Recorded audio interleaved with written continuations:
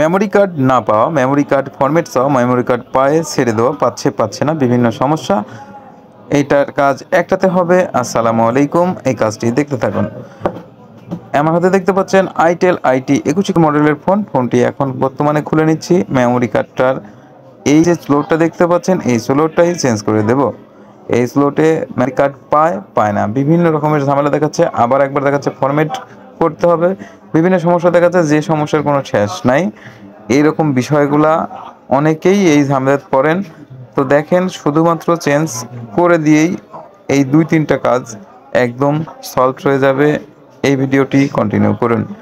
এই দেখুন, আমি খুলে নিছি। এখন নতুন একটা পিন নিলাম, স্লট নিলাম। এটা একদম সুন্দরভাবে বসিয়ে একদম মাঝামাঝি জায়গায় রাখবেন। এক পাশে লাগানোর পরে আগে প্রত্যেকটা লাইন সুন্দরভাবে বসছে কিনা এই জিনিসটা কনফার্ম করে তারপর সে লাইনগুলো একে একে টুকটুক করে লাগিয়ে দিন।